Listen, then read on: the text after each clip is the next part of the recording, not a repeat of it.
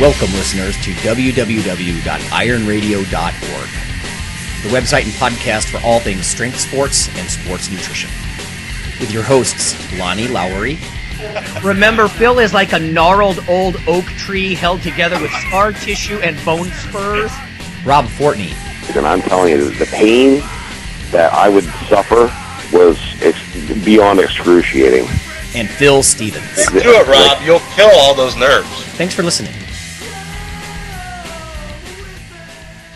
Welcome, Iron Radio listeners. This is Lonnie Lowry. Today we're going to have a special episode. We're going to cover some news. And then after a break, we're going to turn the mic on the co-host. We have some questions that we're going to ask them that I think can be helpful for essentially everybody. There was some travel going on. In fact, we caught up with Phil on the road. So he's going to be recording a few things from the car. And again, here's some of the questions if you want to tune in after the news, after the break. Things like, what was your worst moment in your training career? What was an aha moment for you? And then could others actually apply that? What was holding you back when you felt like maybe you weren't making the kind of speedy progress that you wanted? What's your best advice as far as what you've received? So we're going to ask the host, what's the best advice you ever received? A personal habit that you might have that contributes to your success. We'll ask each co-host for an internet resource tip. So what's good online? And then what fires you up? What fires you up now at this stage in your career? So hopefully that will be insightful. I thought these are some good questions. I sort of harvested them from podcasts and other genres. It's sort of a lightning round, except we're going to let people ramble a bit and not be so lightning fast. So some news first, and then we will get to the co-hosts, turning the mic on the co-hosts in the topic of the day. All right, but first, let's get to the piece of research, news, if you will, for the day. Strength and Muscle Sport News. This is a paper by Joe Gordon and colleagues, Comparisons in the Recovery Response from Resistance Exercise Between Young and Middle-Aged Men. Those of you who have been with us for a long time, you know, of course, we're middle-aged, the co-host here. We've competed before. Phil still competes in powerlifting and all manner of things, actually. And so I'm curious to see what the physiology says. This is from the Journal of Strength Conditioning Research. The purpose of this study was to compare the effects of a bout of high-volume resistance exercise on the lower body, and then the resulting inflammation and muscle damage and recovery between young adults and middle-aged guys. The young adults were on average about 22 years old. The older guys were about 47 years old. So pretty close to what the co-hosts of Iron Radio are like with this middle-age group. They did use isokinetic resistance exercise. One of the critiques of this, just to sort of lay down some limitations, is typically these devices have a spinning component inside, and you can only contract at a certain speed of contraction. So they can be handy for slow grinding analyses versus really explosive ones where you have to actually kind of keep up with the spinning of the wheel. If there's a critique, it's that it's not super real world in the sense that usually you're not forced to contract at a particular speed. But again, science is reductionist, and I'll talk more about that in a minute. So they have to do something.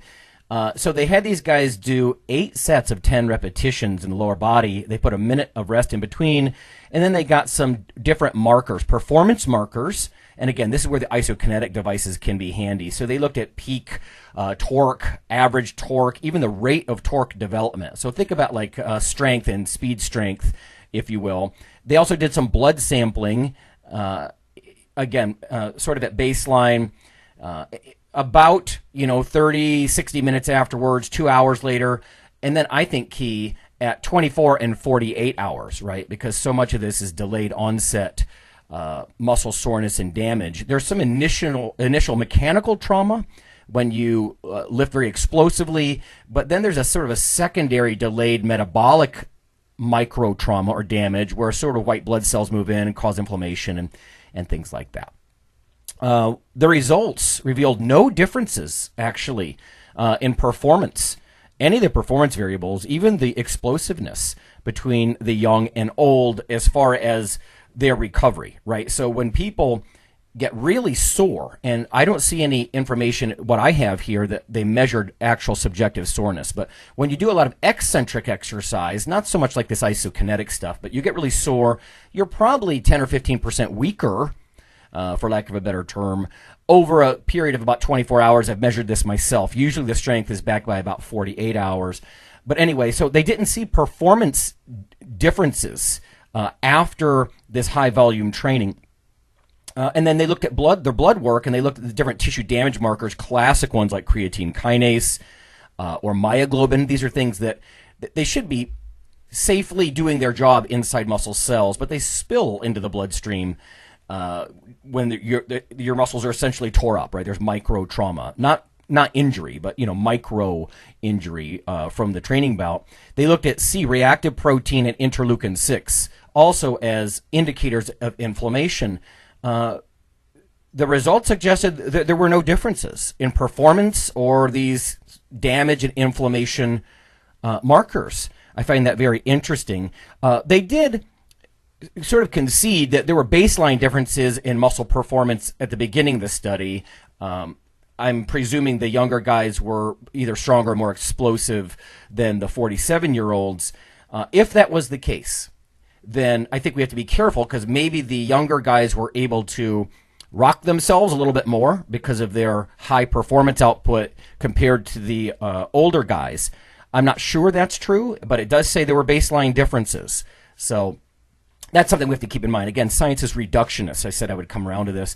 I also said there was no real measurement of delayed onset muscle soreness. So that subjective rating, like on a 7 scale of how rocked you feel. So again, they're looking at performance and very objective enzymatic markers and cytokine markers of damage and inflammation. So it's very interesting that there weren't differences. I would also like to see stacked into this, and again, I'd have to pull the full paper to see if they mention this, but if there's some other subjective ratings. Because typically you'll hear the middle-aged guys say, I got more sore, or I stayed sore longer. Or I had joint stiffness and pain. Again, some subjective psychological things I think would help add to this picture, as opposed to just the enzymes spilling into the blood or the performance changes across this 2-day period or so. So anyway, interesting stuff. That at least with these markers, not much difference in physical recovery and performance kind of recovery between the young guys and the middle-aged guys. So cool stuff. Thank you, Joe Gordon and colleagues there. Interesting paper. We'll keep you posted on more of this sort of thing, because as the hosts get older, of course, we are interested in this kind of stuff maybe a bit more. So, having said that, we're not going to do a lot of mail-in news, because we're going to go to the break, early show break in this particular weekend.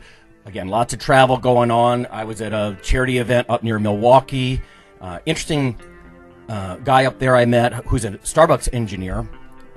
So that's kind of cool to be able to do something charitable and then meet interesting people and talk shop and whatnot. Like I said, Phil's on the road for like 11 hours, so we're catching up with him. Dr. Nelson's on the road. So I'll pose these questions. I'll try to do them in the order that I shared earlier. And we'll see what each of the co-hosts have to say about these sort of self-revealing things that might be instructive in some way for others. So we'll go to break, and we'll be back in just a moment.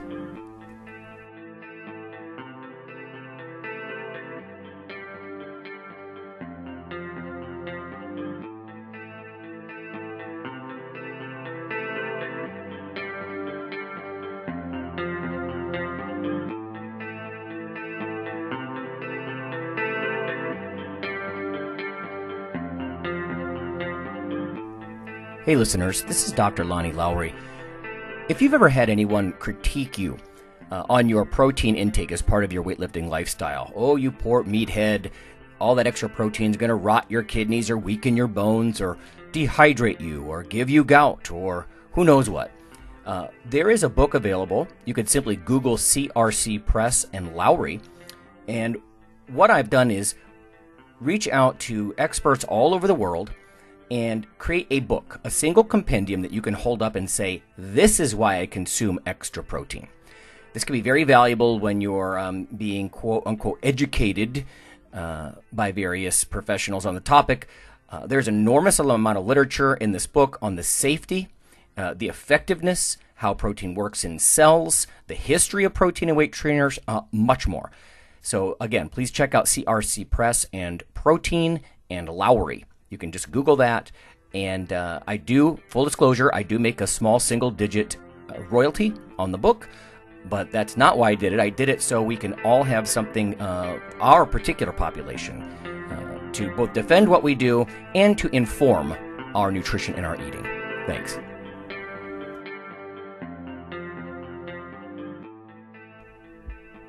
Iron Radio is, of course, primarily a podcast. But over the years, there have been technical glitches calling for backup streaming and listeners who wanted the convenience of other sources of audio content.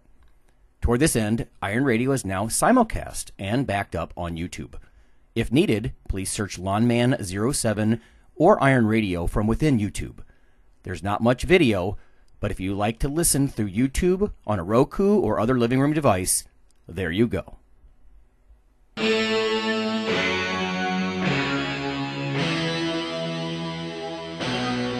Like your weekly fix of Iron Radio? In addition to being a popular institute on iTunes, we are also on email.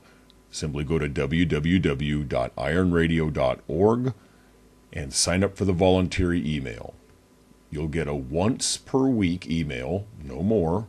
That's little more than the show notes and a link to the audio. So go for it.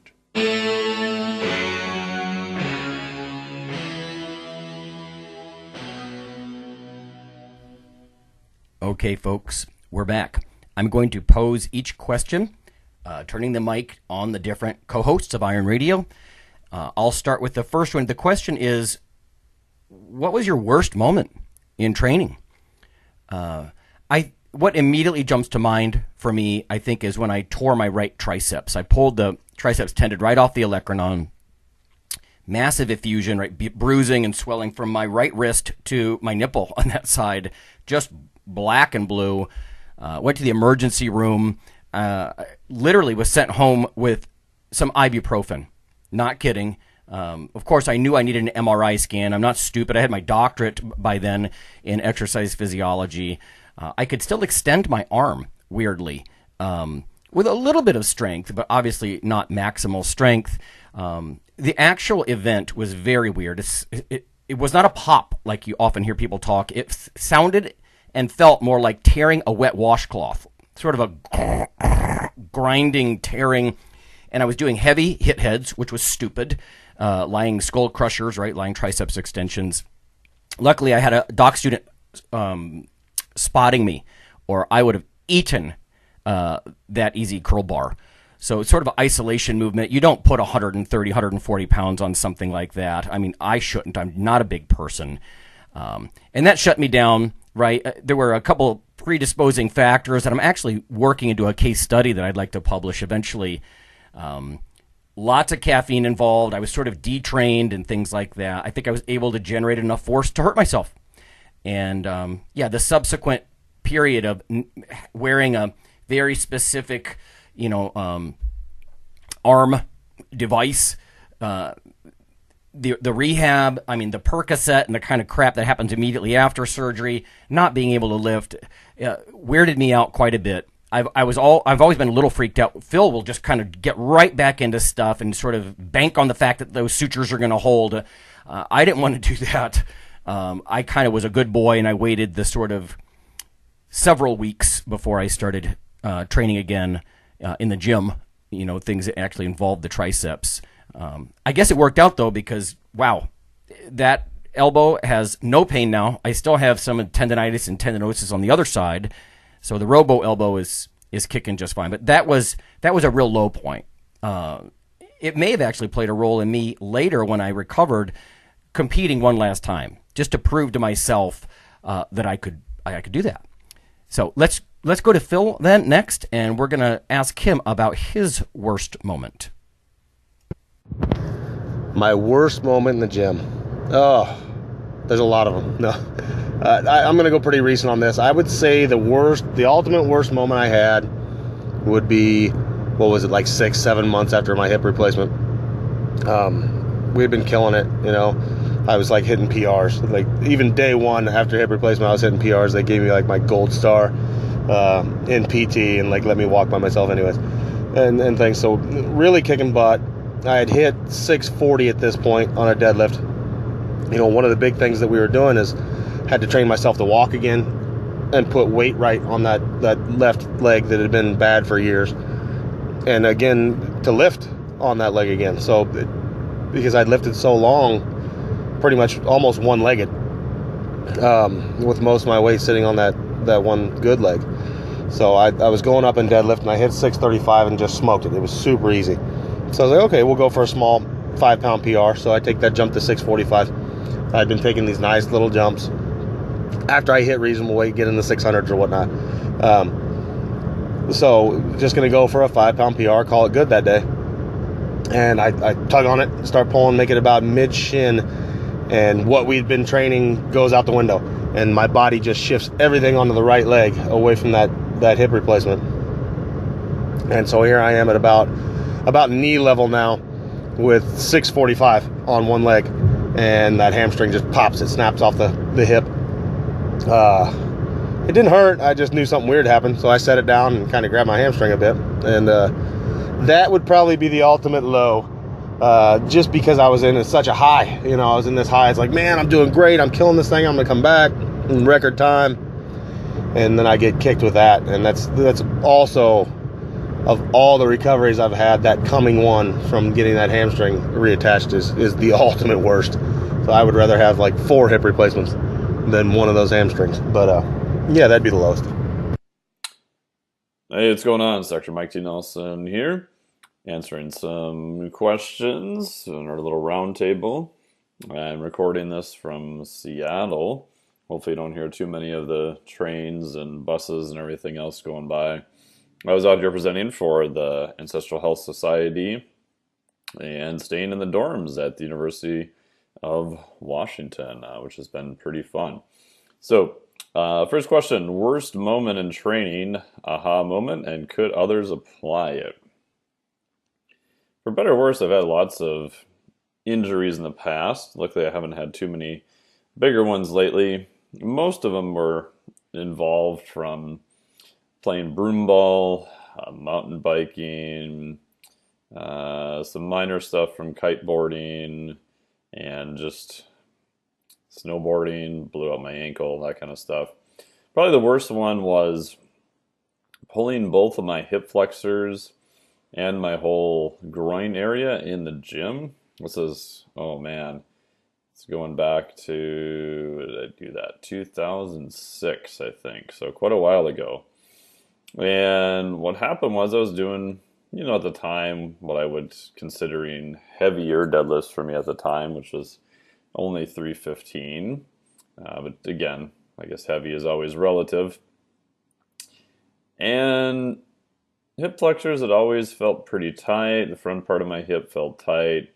I was doing stretching and some other stuff, and didn't really think much about it. I thought, I just need to try harder and suck it up and stop being a big pussy about all these other reasons it seems my body doesn't want to lift.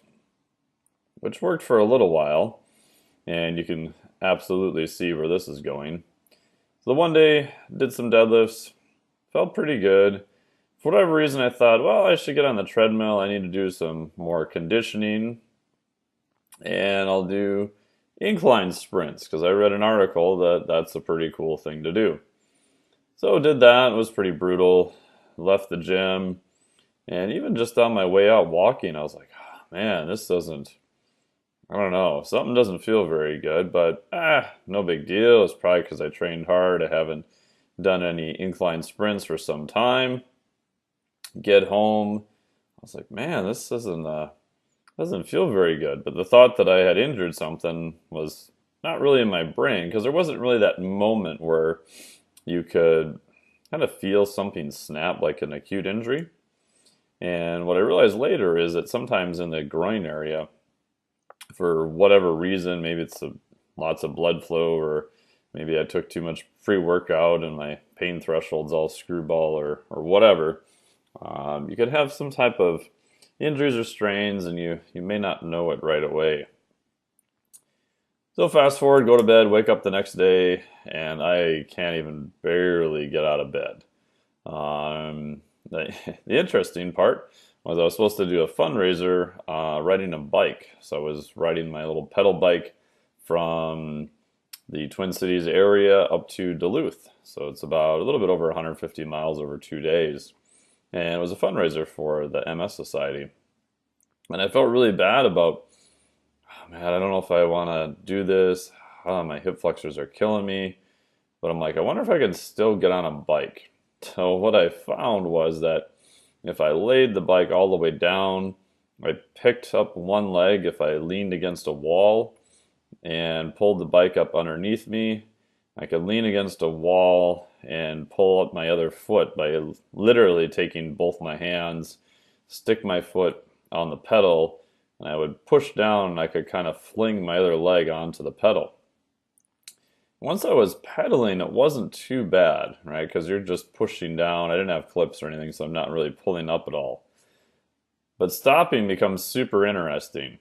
So I would have to slow down as much as I could, keeping my feet level on the pedals, and then I would basically kind of fling myself forward and with my calves and land with my feet flat, and then go through the reverse process of kind of shimmying the bike all the way down, standing over the bike, leaning against something, and grabbing my leg and moving my foot over my bike. Needless to say, I ended up doing the 2 days, and it got worse and worse and worse. Go figure. And go back to the doc the next day when I come back, and I tell him this whole story of what I did. And he looks at me like I'm just a complete idiot, which is probably not that far off the mark. Tells me that, yeah, you basically strained, pulled, whatever, everything in that area. So fast forward through about 3 months of walking around like a penguin who had retired. Driving I couldn't do for quite a while because you can't violently pick up your leg from the gas pedal to the brake. And getting in and out of a car was pretty painful. The other part I didn't realize, rolling over at night, pretty painful also. So the takeaway from my wonderful injury story is, one, it was pretty amazing for me to realize in a sort of harsh way how connected the body is. And, you know, we kind of tend to think of muscles as performing a singular function, and we forget that they do all sorts of other things. Like, I would have never guessed that rolling over in the middle of the night is a lot of psoas hip flexor activation. Seems pretty damn obvious to me now, but I wasn't thinking of that at the time. And to do that, I actually would play around with the sheets underneath, and I'd pull the sheet all the way through the bottom to kind of drag my leg through so I didn't have to pick it up. But the takeaway that I got from that is, one, don't be an idiot and listen to your body. If your body is telling you something is painful, you should probably listen to it and stop doing whatever it was you were doing. Two, you should think at least a little bit about the biomechanics of what you're doing for a new exercise. So in my case, doing a treadmill and putting at an incline, or even just treadmill in general, and not doing any warm-up, which I'm not sure in my case would have made a difference, going right to a high intensity and assuming I would be fine, even though my hips were feeling pretty tight. So think about what happens briefly in a treadmill.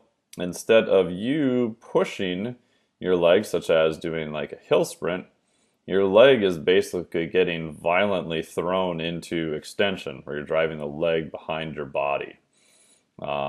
Knowing that my hip flexors are pretty tight in the front, I should have probably figured out that that's not going to be a great exercise.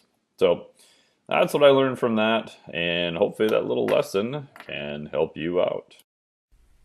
Okay, so Mike sort of combined the worst moment. He mentioned some tips and personal experience with the aha moment. Let's get to that aha moment concept, I'll offer mine, and then we'll get to Phil as well.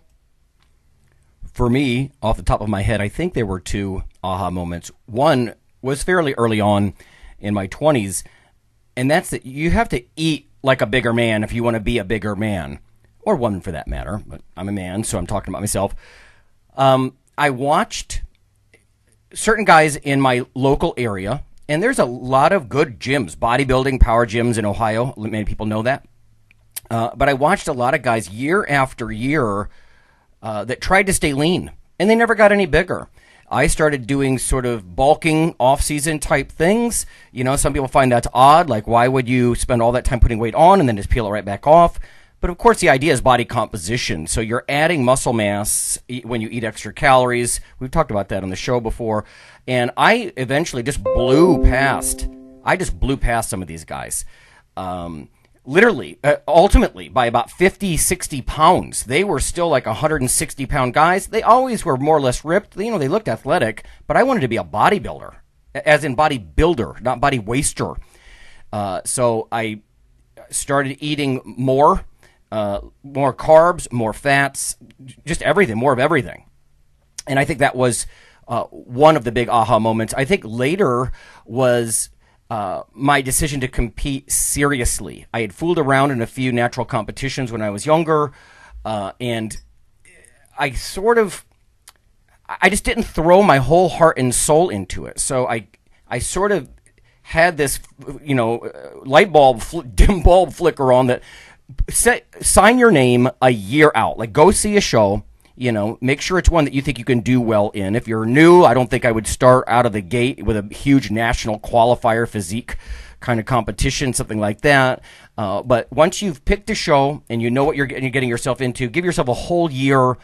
Half of that time I would spend essentially bulking. The other half, literally a nice slow 20 to 24 week dieting progression. Right, as I got leaner and leaner, pulling out a little bit more carbs, mostly every few weeks, adding in a little bit more pre-breakfast cardio kind of thing. It was a pretty traditional approach, but a competition gives that higher purpose to a lot of people. Now, I'm a lot like Fortress, and he and I have talked about this. Just training, it's a blast. I love just the body part split, training year to year, devastating body parts, and then getting back to them about 5, even 7 days later. And that kind of thing. So I love the training. And now that I'm a little older, I'm kind of back to that in many ways. But putting your name on the dotted line in a very calculated way and throwing your whole heart and soul into something, even if you don't place, it's going to be a personal record. And I think that's how you have to kind of think about this, especially once I started competing in open competitions. I had no control over some guy coming in a head shorter than me, weighed just as much, top of the light heavyweight class. 198, barely making the weight, but, skin like pink cellophane, like I've said before, growth hormone and thyroid, and making decisions that I just didn't want to make. And that's okay. I mean, guys like that look incredible. I don't begrudge them a damn thing. But the point is, I progressed, and I was able to be competitive, always placing as a finalist, sometimes in a lineup of 20 guys or more. And that was because I did it right. Right, I did my homework. I looked at the playing field. I had a whole year to prepare, and I would actually compete. Now, because I'm not the kind of guy who's popping Anadrol tablets, and I can't just completely change my physique from one year to the next, or growth factors or whatever.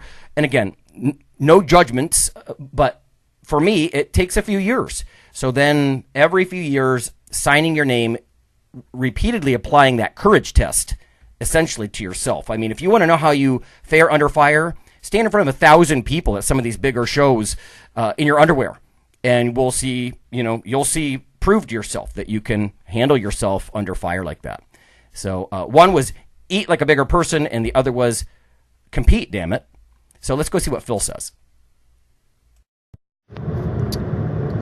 My aha moment somebody could learn from. Probably, and this thing that I try and teach people right from the bat is basically I made it to a pretty good level of strength. We're talking like pulling 675. I don't remember what my squat was, but I was fairly good. I think I pulled 680 to win the Worlds, and I was in a lightweight class. And then I was stuck. I just got completely stuck there for 2.5, 3 years and basically up until that point, I had been training it was just go to the gym and go balls out. You know, I did a lot of like old school conjugate stuff, a lot of max effort all the time, things like that, doing my own variation of that from what I could read.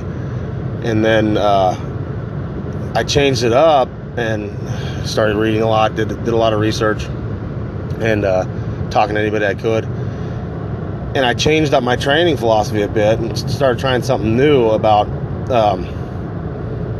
instead of going in and killing myself, like looking at, I'm going max effort till I turn purple every day, to okay, let's go in and crush weights. You know, weights I can do. And basically it's kind of what I tell people about it. We're trying to slowly raise up that 80% all the time. Like, you don't need to be under mind and body crushing weights every session. There's a time and place for that, but it's usually short. And the rest of the time we're really trying to crush every rep, every set.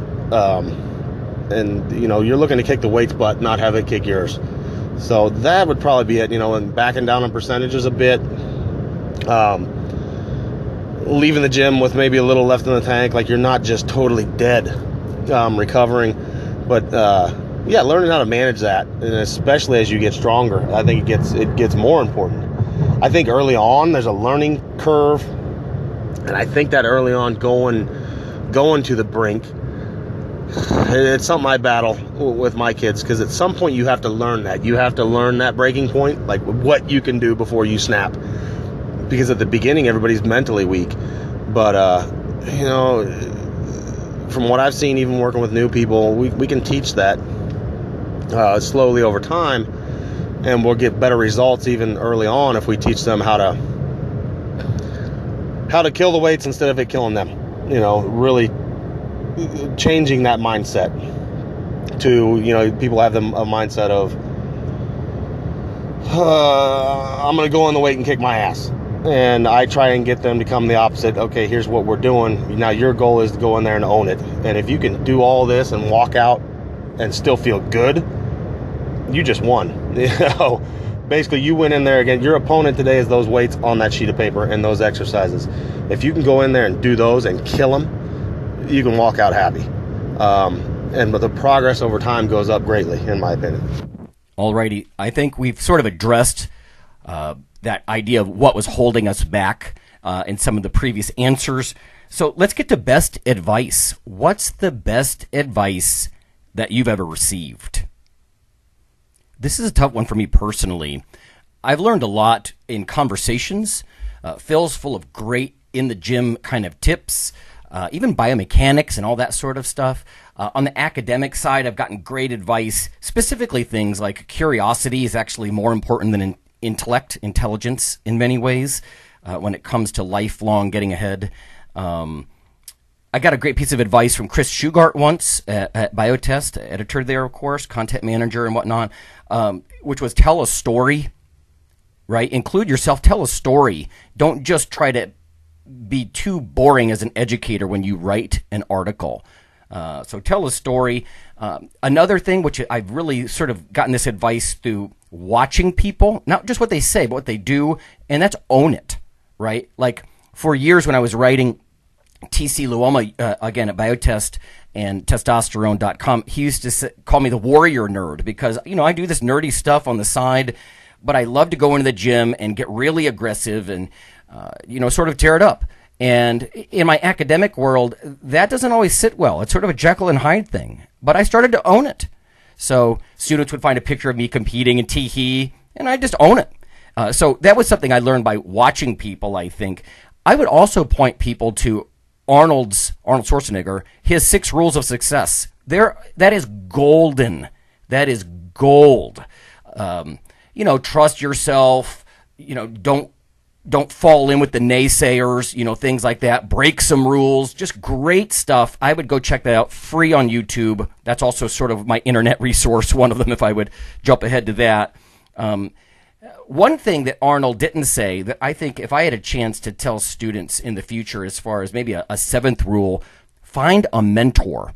Whether you're doing something mentally or physically, you can't be everything. You can't be an expert in everything. And I think finding a mentor helps keep people from reinventing the wheel or taking years and years to come across sort of your aha moment. So that's my sort of long-winded explanation for best advice. Let's see what Phil says. The best advice I ever received. That's a tough one. Because I've gotten a lot of advice from a lot of great people. I don't know. This probably isn't the first person who said it, but I think it wasn't even said directly, but in context of the statement, it had meaning. I was powerlifting, and this is after I had pulled 725 or 750 or something like that. No belt, essentially wearing a singlet, so pretty much wearing nothing but long underwear. And I was talking to Dan John, because I had been dabbling in Highland Games too, and I made it up to A class pretty easy. And I was talking to him about that. Yeah, I'll maybe go pro, but I'm also wanting to go for this 800 deadlift and this and that. And Dan just said, Phil, there's plenty of really bad Highland. There's plenty of, maybe not really bad. There's plenty of poor Highland Games throwers. There's only a handful of people that have ever pulled 780 from the floor with nothing but a belt. He said, chase that first, And looking back, how I looked at on and it was something that I had to face early on. I think a lot of people face this, especially now. It's like I've said before, and I don't remember who I got this from. The whole the man who chases more than one rabbit goes home hungry type of thing. Basically, find that one goal and go for it.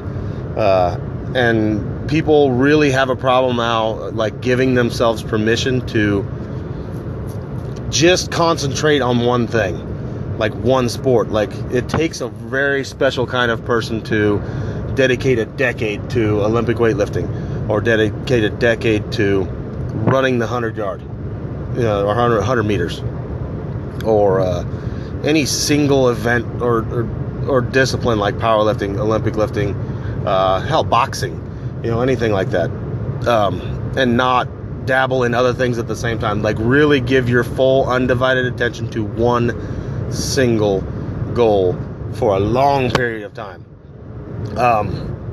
That's probably the best advice I've ever got. And I mean, all the great people, I think, in any sport, and hell, in life, they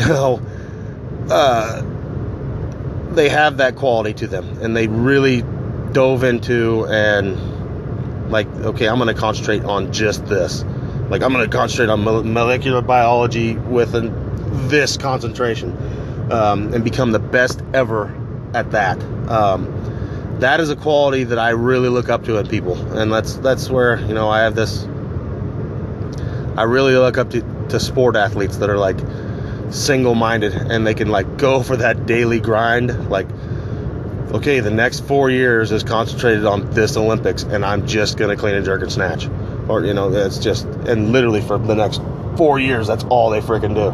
It takes you got to be a little nuts, and that's impressive to me, and that's probably the best advice I got was give yourself permission to like suck at some other things to be great at one thing. All right, what was some of the best advice you have ever received? It's a really good question, and my answer actually isn't related necessarily to fitness, but it is. As most of you know, I'm a huge music fan, like mostly the more heavier metal stuff, but I've got probably about 1,400 CDs from all sorts of bands, from old school hip hop to, I guess, old school alternative, back when it was actually alternative, to some newer stuff, to a lot of metal, black metal, death metal, industrial, such on. So when I was in Michigan Tech doing my master's, I worked at a radio station and DJ'd a show there and was a director of loud rock. The nice part was I was able to, when we could make it down to the cities, which is about an 8-hour drive, do a fair amount of interview with different bands. One of the bands that I interviewed early on was a band called Typo Negative. Lead singer was Peter Steele, who unfortunately passed away several years ago. And at the time, Peter didn't do a whole lot of interviews. I never really did a lot of interviews. Was a super nice guy, but pretty quiet. And the interview got set up with the guitar player, Kenny, who's actually way more quiet than Peter was. So we get on the bus, and there's Peter Steele just sitting there eating cookies. And he's like, "Oh, hey guys, how's it going?" And that, you get that kind of fanboy moment where you're trying completely not to freak out, and you're trying to play it cool, but I'm sure I didn't. So we go through, do the interview, and at the time, looking back, I'm like, oh, I'm sure I asked him the same questions that everybody else has already asked him. But both of them are super nice. I think Kenny didn't even say one word the whole time. And one of the things I asked Peter, I said, well, we were talking about different types of music and what they listen to. And I asked him, I said, well, what is something you look for and admire? And his answer was, he said, anything that's passionate. He's like, even, bands that people would not expect them to listen to, if the artist is really into it, he said a lot of times that he'll find it's very interesting just from that standpoint, and then actually turns out he likes a lot of the music. And I was thinking that he was going to give me some type of, genre or this band or that band. And his answer kind of stuck with me. And I think, at least from a live music standpoint, everybody's been to a show where you're watching the performers and you're like, it just kind of looks like they're getting paid and they're just kind of going through the motions. And they've also had experience where a lot of times they go to a show and it's like, wow, you can tell that, all the performers just really want to be there and they're super excited about it and that's what they love doing. And consequently, pretty much every single time, those shows are much better. Even if they have, other technical problems and things that happen. So that answer, again, has always stuck with me. And even for, looking at, I know people who hire trainers in facilities, usually that's like one of their first things is people skills and passion. And so we can always teach them the more quote-unquote mechanical type skills. But if they're not passionate and they're not initially wanting to work with people on a one-on-one basis, it's going to be pretty hard. So that's something that it's kind of stuck with me and I look for in other areas. And what I've noticed just in trainers over the course of being in the industry for quite a while is that people who I saw initially, one guy in particular springs to my mind who's been in the industry for 15 years. I first heard of him when he first got started, and he had a quote from Anatomy that was like just completely wrong. And I'm like, who the hell is this guy? He can't even, get basic anatomy correct. But fast forward several years, I kept watching his videos, and I'm like, damn, this guy's like pretty passionate. He's, opening gyms, he's training people. I'm like, well, that's pretty cool to see. And then fast forward through several other years, I was like, wow, he's actually got a lot of really good information just across the board. And what I found was that I think his passion drove him to acquire better knowledge. I don't necessarily think the inverse works true. That you can be super intelligent about things, but if you're not passionate, you're not going to go that sort of extra mile and just spend the time that it takes to be really good. So that's my advice on that. All right, let's move on to personal habit. For myself, maybe this is more of a character trait, but tenacity.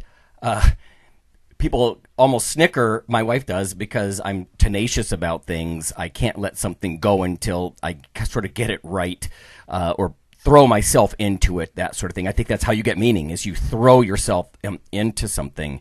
But that's more of a trait, I guess. I think as far as habit, it's a striving for balance. Like what I do at work, in the classroom or the lab, gets balanced with what I do at home. Just trying to take a bite out of life, like this road trip weekend we just did for, charity and things like that. The gym is very important. In many ways, the gym is like coming home, just getting your hands back on a barbell and that sort of thing. So balance is very important. I talked about owning it, right? And own the whole package, become comfortable in your skin. But I think that's a personal habit that I have that helps me a lot, is I'm always striving for a sense of balance. Like take the time to refresh, whether it's meditation or home life or whatever it is. Even if you want to focus and be really good at a particular thing, balance, I think, is always going to come into play. So let's go to Phil and Mike and see what they say.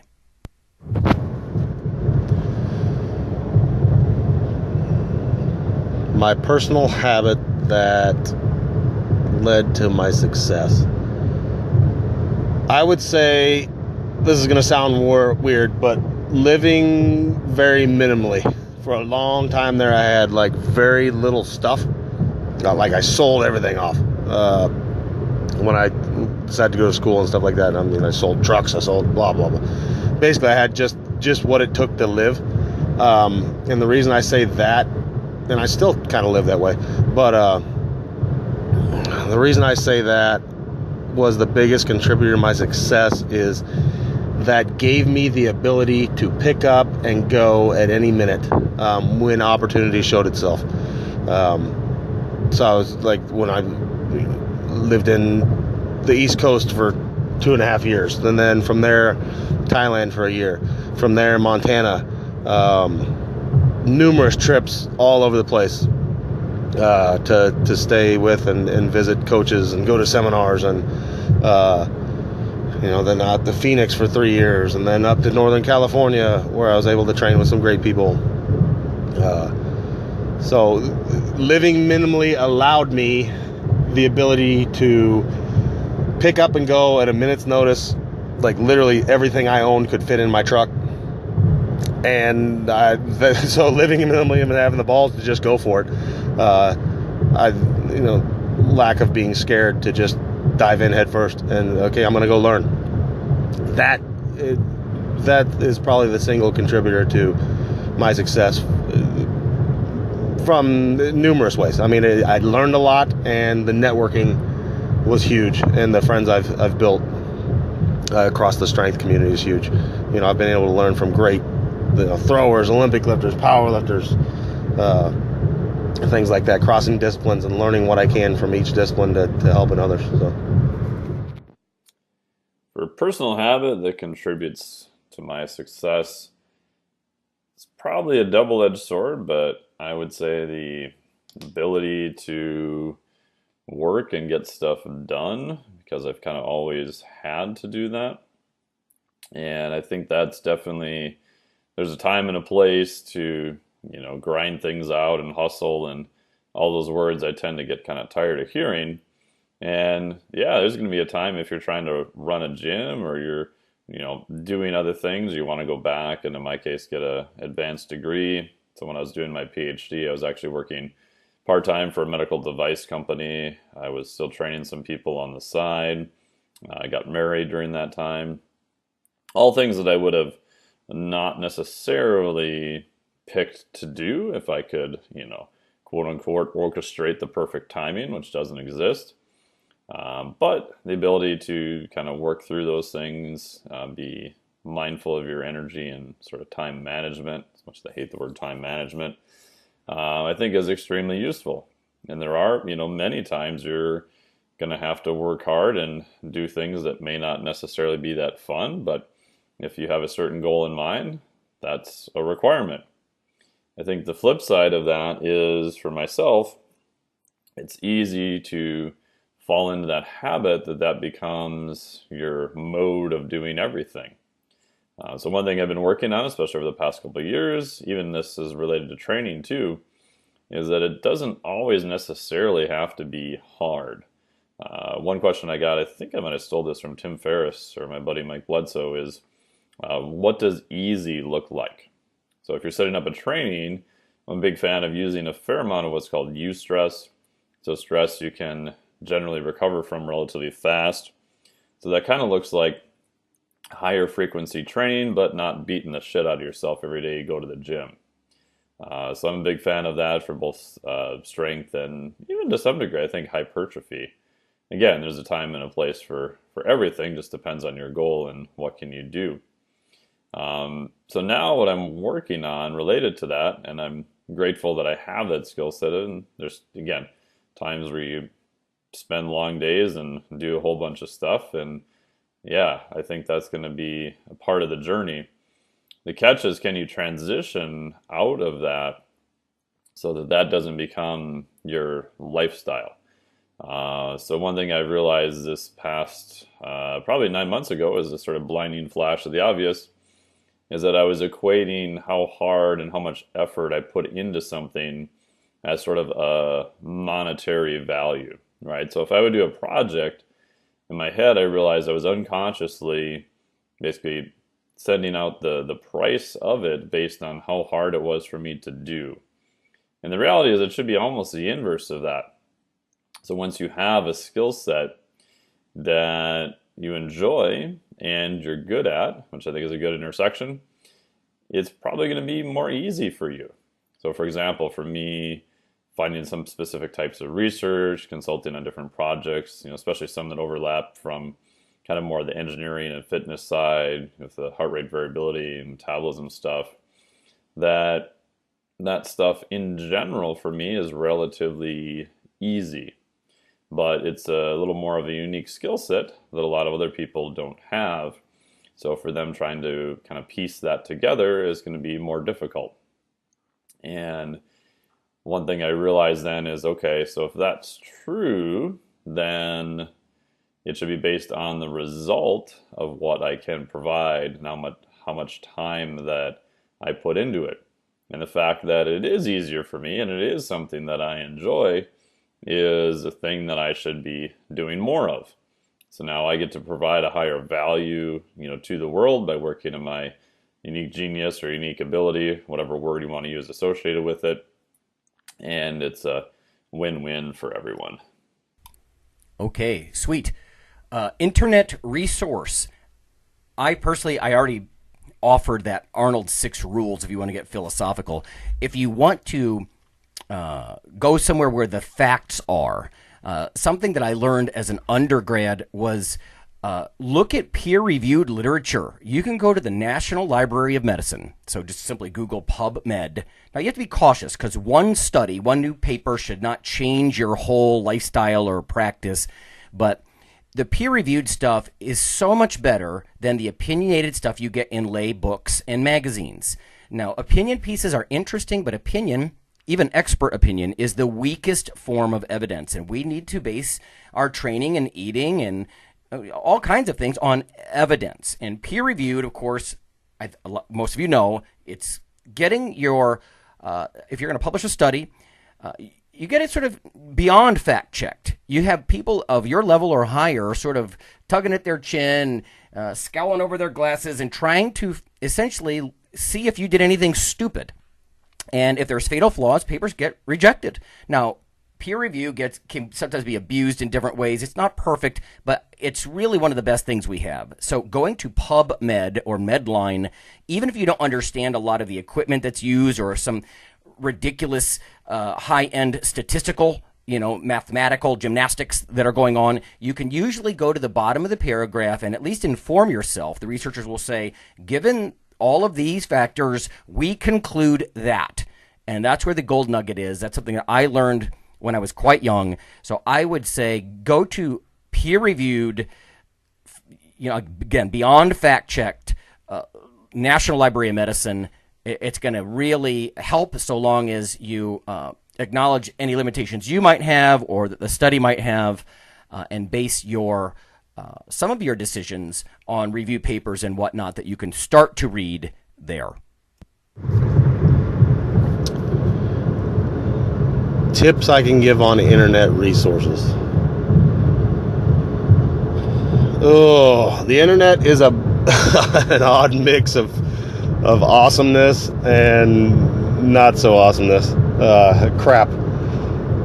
The problem is it gives a lot of people a really, really, really loud voice that shouldn't have one at all. The good thing is it gives people that should. It gives that opportunity for them to. The problem is, for the most part, I think a lot of the people that should have a really loud voice are too busy actually doing amazing things to have a loud voice on the internet. Now, that's not all of them, but I think a lot of times your quietest people that aren't putting out an article every week or posting 10,000 fitness tips on the internet weekly, they're not doing it because they're actually living the life and helping people kick ass. So I think the internet, it gives you that ability to search out people that are actually successfully making people kick ass, if that's what you're looking for. And it gives the ability to search out information on nutrition and training through credible resources easier than ever before. I mean, 20 years ago, we had magazines and things like that, and it was much harder to reach out. But I mean, even my own background, the internet made a lot of it that available. That's how I was able to get a hold of all the people I went and visited and learned from. Was through we first met on the World Wide Web and the old AOL dial-up, and then I went and checked it out. But I don't know. I mean, I always say this. I mean, I can't speak for some of these sites now and their ability, but I mean, like T Nation has one of the greatest archives ever. If you start from like 10 years ago and work backwards, or start at the beginning, work forwards to about 10 years ago, therethere's some great stuff on there by people who are actually doing it and living it. Great strength coaches all around the world. Guys putting up huge totals that were actually, they were living it, and now not so much. I mean, you see a lot of there's a lot of internet stars and YouTube stars that are, that in my opinion shouldn't have as big a voice as they do, but whatever. It gives you the ability to search locally. Who is creating the athletes by you that are kicking ass? Okay, go see them. I'd say that's the best way to use the internet now. Even if it's via social media, you can reach out to these people and say, hey, I want to learn something. Can you teach me? And search out good articles, PubMed, whatever. You can find digital download books for fairly cheaply and things like that, and easily. It wasn't that easy to find a good book on periodization or whatever, back in the day. So that'd probably be the best thing in my opinion it does. You just got to watch out. You have to have a pretty good bullshit radar. So my super short internet resource tip is just do your homework. Don't believe everything that you see online. Again, this is pretty obvious. As best you can, check your sources. Or, I know expert opinion is lower in terms of evidence, but many times that's the best that we're going to get for a short amount of time. So I'd say choose your quote-unquote experts carefully. Everything they say doesn't necessarily have to be right, or you find out is correct, but it's probably a relatively good start if you don't have too much time. For myself, there's a reason I have a financial advisor I just emailed a question to yesterday, and he came back with a great answer. Now, should I probably double check that with someone else? Maybe, but in essence, I'm paying him for his expert opinion, and we all have a limited amount of time during the day, and sometimes we have to just be okay with that. So I'd say just be careful of the sources that you take information from, and then make sure to test that out on yourself and monitor your results. All right. Last up here. What fires you up? I'll share mine, and then we'll go to Phil and Mike, and then we'll close out for the week, and we'll see you next time. But let's do this one first. What fires you up? I think this is probably obvious to people who look at sort of lifespan development and that sort of thing. People tend to move from self-actualization, self-improvement, physical, mental, etc., and into helping others, that kind of phase. That is true, right? So I feel like I've gotten my young competition years out of my way, sort of under my belt. I'm happy about that. I'm satisfied about it. I like to help other people and the community by giving back, right? That's what IronRadio is about. That's why we've done this every single week for nearly 9 years, giving back. So if I make a discovery with students in the lab or just reporting on other ones, so people don't, run into the same problems and roadblocks that I did, that sort of thing. So giving back, I think, is the big thing that has a lot of meaning for me. That kind of harkens back to the Arnold's 6 rules idea. But also, I think on a personal development side, I'm not just giving up on myself. That's ridiculous. I'm really getting thrown into other aspects of food and nutrition that I haven't before. Some of the coffee research and the entrepreneurial aspects of that are fascinating, so long as I always keep in mind it's about giving back and having the greatest impact rather than some kind of personal gain, something along those lines. So let's go to the other two guys, and afterwards we'll fade out and see you next week. So first, Phil.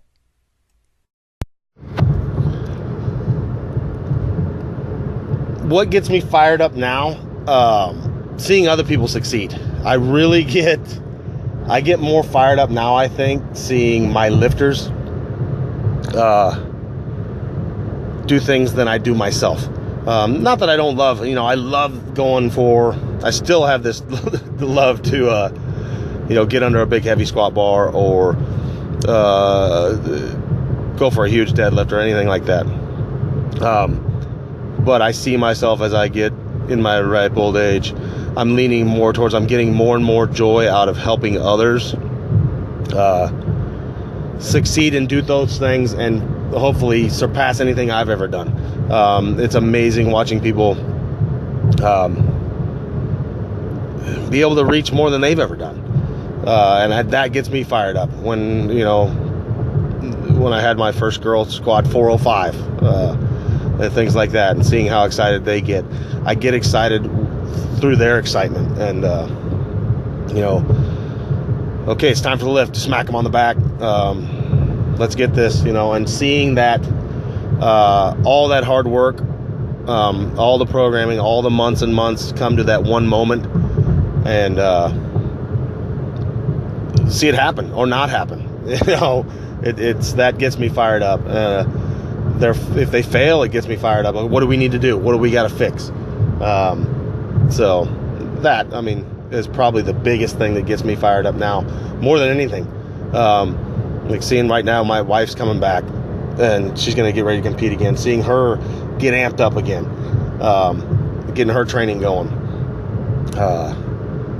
Hell, women now are crazy. Seeing how strong they're getting. We've got an army of strong ladies. And it's just seeing other people kick ass, and that drives me, that pushes me. Seeing my guys go for, we got one guy getting ready to squat 900. That gets me fired up, so. All right, so what fires me up now? Oh man, there's all sorts of stuff, which is a good thing. So one thing I've been fascinated about for quite some time, and we've talked on the show, it's kind of the systems approach to exercise and performance. So for example, when I write online programs for my clients, there's a tab that has exercise, nutrition, lifestyle, accountability, and it's kind of all of those things. So pretty much everybody will have something in each one of those blocks. And then we've got a monitoring block, which is maybe heart rate variability or just how they feel or performance. So I'm very fascinated on a higher level how all those things fit together. And I think it's very easy to take too much of a just pure reductionist standpoint, and it's hard to then take that and extrapolate the results from that back to a very complicated system. So I think the more you kind of look at the human body as a whole, that'll be beneficial. And then for me, what is sort of the operating system of that? What are the principles that the body is running on? If you can look at those, then you can get an idea of what might be going on. I think that's a faster route than doing the reductionist point of view on every mechanism. And there's a time and place for that, and definitely we need that information. There's people who spend their whole research for life just looking at mechanisms of mTOR1, and that's awesome. By all means, we need to understand those things and to learn more about them. But for myself, I find the interaction at a higher level, all of those things to be fascinating, and then trying to go down to the mechanism level only when needed. So that's the training. Working on trying to lift the Thomas Inch dumbbell. So I've got a 100-pound replica that I've been playing with, which has been going pretty good. Probably work back into some more Guinea stone stuff at the end of the year. And right now I've just been doing more of a metabolic kind of conditioning block, working with Aaron Davis. So shout out to him, Train, Adapt, Evolve. Done some stuff with the Moxie sensor, just trying to look at oxygen kinetics. How well can you kind of load oxygen? How well can you desaturate or pull oxygen off at the muscle level? So that I've been kind of fascinated with, going down that rabbit hole. And then, of course, the standard things lifestyle-wise, which for me is primarily kiteboarding for recreational activity. Pretty stoked to be going down to South Padre for a couple of weeks, actually, in November. Hoping to get out here locally once I'm actually back home and do more of that. So that's it.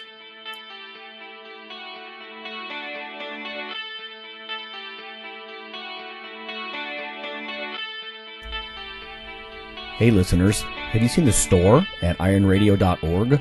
There are 3 halls in the store. One for Phil, one for Fortress, and one for myself, Dr. Lowry, and they're thematic. So you can go into our Halls of Iron store and choose based on your goal. If you need something to learn or read or something nutritional, you can look in my store, Lonnie's store. If you want something about injury prevention or competition, then take a look at Phil's Hall of Iron. And if you want something about motivation or daily training, Fortress's Hall has what you're looking for. There are some fun, heroic descriptors as you browse through the store, so we try to make it a little more fun than the average boring online store. And whether you're a novice lifter or someone more experienced, you can take heart that you're not wasting your time. The things that we put in each Hall of Iron are actually based on our own recommendations. Protein powders that we know to be good, knee sleeves, wraps of some kind, things that Fortress uses in his own training. The stuff you see, is good. This way you don't waste time. So check out the Iron Radio store at ironradio.org and let us know what you think on the forums, and certainly you can request products and we will screen them before they go in. So thanks for listening.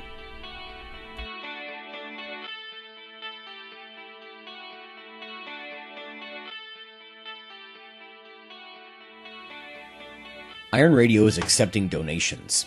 If you like what we do, the professors, the scientists, the bodybuilding show promoters, the athletes themselves in powerlifting and bodybuilding, please consider making a donation or maybe buying something from the ironradio.org store. We also are accepting supporting members. So for $4 a month, which is frankly less than the bank sneaks out of your account in fees, you can step up and support a form of sort of public radio for the bodybuilding and powerlifting and strength community. The Iron Radio podcast and all of the audio on ironradio.org is for informational purposes only. If you're interested in starting a diet or exercise program, it's important to check with your physician. Also seek the help of registered dietitians, athletic trainers, and qualified exercise physiologists in order to make the progress that you need.